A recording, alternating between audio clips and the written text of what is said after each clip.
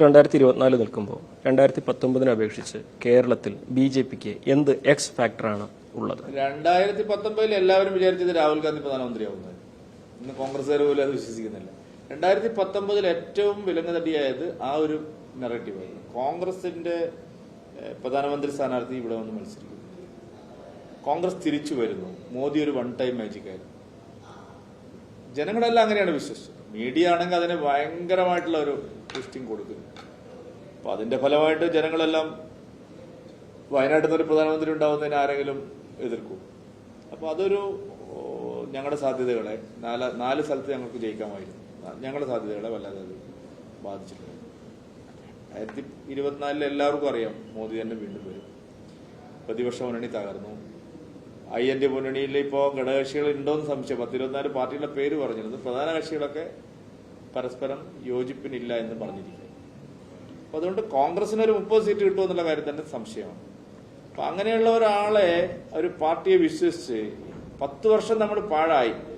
ഇനി എന്തിന് കേരളം അത് പാഴാക്കണം? അപ്പൊ ഇത്തവണ വളരെ ജനങ്ങളുടെ വിശ്വാസയോഗ്യമായ ഒരു ലീഡർഷിപ്പ് ഉണ്ട്. ജനങ്ങൾക്ക് സർവീസ് കൊടുക്കാൻ കഴിയുന്ന ഒരു പരീക്ഷിച്ച് വിജയിച്ച ഒരു നേതൃത്വമാണ് മത്സരിക്കുന്നത്. നരേന്ദ്രമോദി അല്ലാതെ 2024 മറ്റാരും പ്രധാനമന്ത്രി ആവില്ല എന്നുള്ളത് ഒരു റിയാലിറ്റിയാണ്. ആ റിയാലിറ്റി അംഗീകരിച്ചുകൊണ്ടാണ് കേരളം പോവുക. ഇനിയിപ്പോ കേരളത്തിലെ ജനങ്ങൾക്കും ഈ വികസനത്തോടൊപ്പം ഓടിയെത്താൻ അവസരം ഉണ്ടാവണം.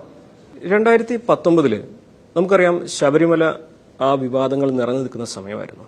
ബി.ജെ.പിയെ സംബന്ധിച്ച് ഒരുപാട് പ്രതീക്ഷകളും സാധ്യതകളും ഉണ്ടായിരുന്ന ഒരു കാലമായിരുന്നു. പക്ഷേ അന്ന് നേട്ടമുണ്ടാക്കാൻ കഴിഞ്ഞില്ല.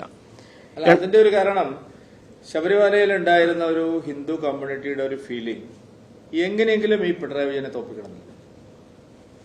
രണ്ടാമത്തെ ഫാക്ടറാണ് കഴിഞ്ഞ തവണ ലോക്സഭാ തെരഞ്ഞെടുപ്പിലെ ഞങ്ങൾക്ക് പ്രതികൂലമായ 2 ഫാക്ടറുകൾ. ഒന്ന്, ശബരിമലയിൽ ഞങ്ങൾ എടുത്ത ത്യാഗവും സമരവും ഹിന്ദു സമൂഹത്തിൽ വലിയ തോതിൽ സർക്കാരിനെതിരെയുള്ള അതൃപ്തി ഉണ്ടാക്കാൻ കാരണമായിട്ടുണ്ട്. ഞങ്ങളുടെ പെയിൻ, ഞങ്ങള് അതിനു വേണ്ടിയിട്ട് സഹിച്ച കേസുകൾ, അത്യാചാർജുകൾ, മർദ്ദനങ്ങൾ.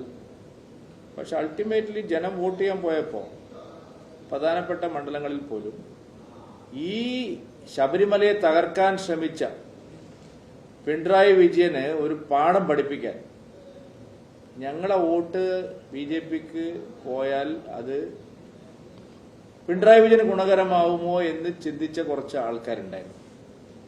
നാച്ചുറലാണ്, അവരെ വോട്ടർമാരെ സംബന്ധിച്ച് എങ്ങനെയെങ്കിലും ഇത്തവണ പിണറായി വിജയനെ അടിച്ചിരുത്തണം.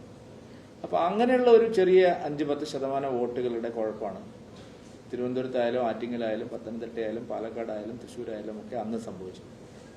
ഇത്തവണ അതൊന്നുമല്ല പാറ്റേൺ. അത് ഒരു തെരഞ്ഞെടുപ്പിലെ പാറ്റേൺ അല്ല അടുത്ത തെരഞ്ഞെടുപ്പിലുണ്ടാവും. ഇത്തവണത്തെ പാറ്റേൺ വളരെ വ്യക്തമാണ്. മോദിയുടെ ഗവൺമെന്റ് 2024 അധികാരത്തിൽ വരും. കോൺഗ്രസ് തകർന്ന് തരിപ്പണമായിരിക്കുന്നു. പിണറായി വിജയന്റെ പാർട്ടിക്ക് ഇതിൽ ഒരു റിലവൻസും ഇല്ല. ഈ തെരഞ്ഞെടുപ്പിൽ സംസ്ഥാന നിയമസഭയിലേക്കുള്ള തെരഞ്ഞെടുപ്പാണെങ്കിൽ ഓക്കെ, ഈ ലോക്സഭാ തെരഞ്ഞെടുപ്പിൽ LDFന് ഒരു റിലവൻസും ഇല്ല.